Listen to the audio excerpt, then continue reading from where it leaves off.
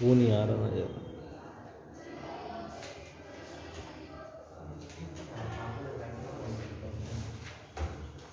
हाँ भाई, पहली बात तो जो डीपीपी की थी उसमें डाउट है क्या? है तो बता दो यार।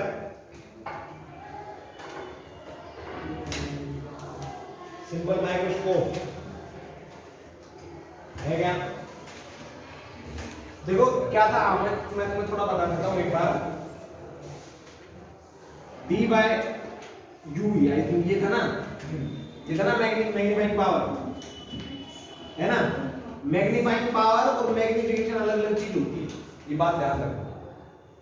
समझ में? मैग्नीफाइंग पावर और मैग्निफिकेशन अलग अलग चीज होती है, ठीक है। दूसरी बात कि अगर तुमसे कई बार पूछ लिया जाता है मैक्सिमम मैग्नीफाइंग पावर बताओ, मिनिमम बताओ, है ना, तो तुम्हें ध्यान होगा एक मिनिमम का, जो कंपाउंड में मिनिमम और मैक्सिमम का आता है, क्या आता है? शायद ये आता होगा एक तो डी बाय, इसी में आता है क्या वो, D by F E, sorry D by F और 1 प्लस डी बाय एफ।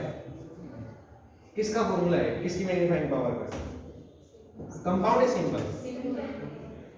तुम ध्यान से देखो तो तुम्हारे दिमाग में ख्याल आएगा कि सर सिंपल में क्या क्या मैं समझा?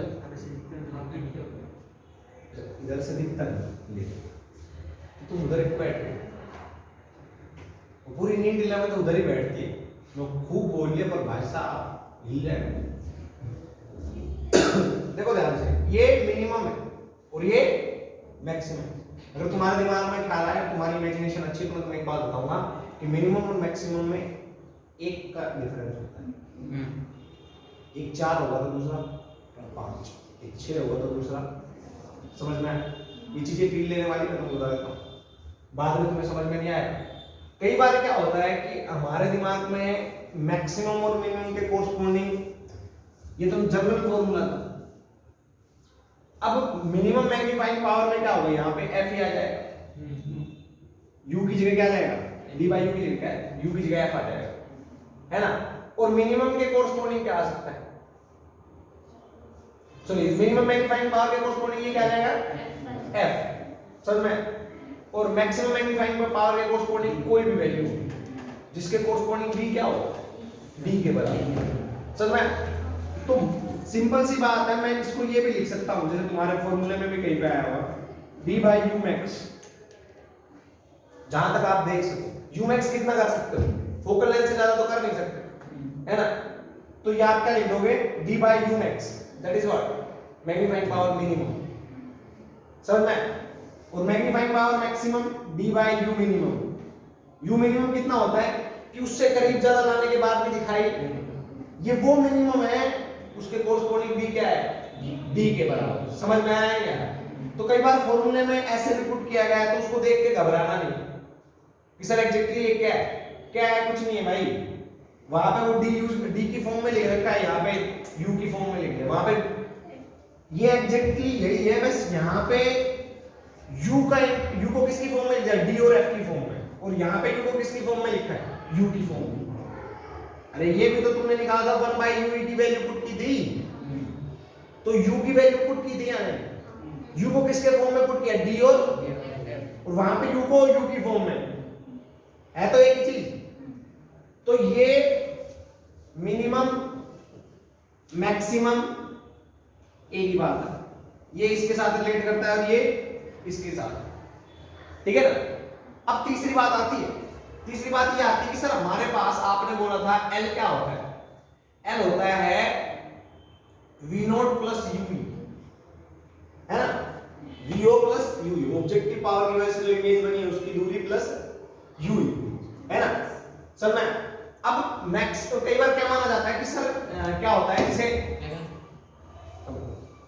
मैक्सिमम मैग्नीफाइंग पावर जब होती है उसके कोरस्पॉन्डिंग जो वीओ है, that is much greater than U, V O is much greater than U हो जाता है। तो उस टाइम पे हम क्या मान लेते हैं, L is nearly equals to,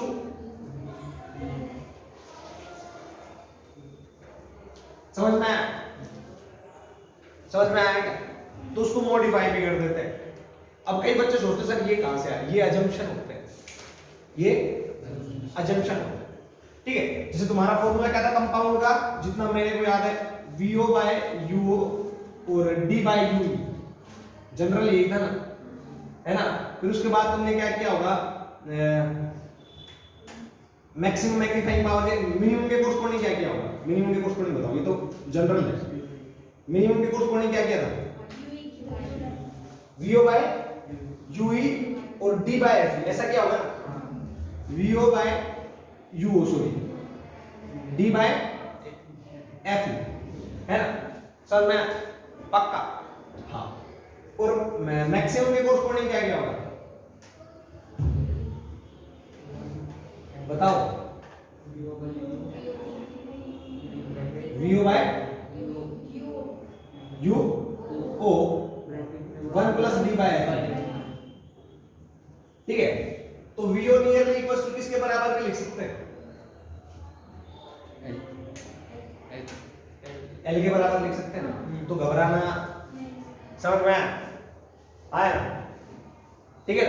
कब लगाया जाएगा, जैसे जैसे प्रैक्टिस करोगे अपने आप पता लग जाएगा, ठीक है। कॉन्सेप्चुअल क्लियरिटी है ना। कल जो चीजें मैंने ध्यान ना दी हो मैं आज ध्यान देके बता रहा हूं, मतलब उस टाइम पे सारी चीजें बताता तो तुम बोलते पता नहीं क्या क्या पढ़ा दिया। अब उतना दिमाग में गिर गया और जम गया होगा ना,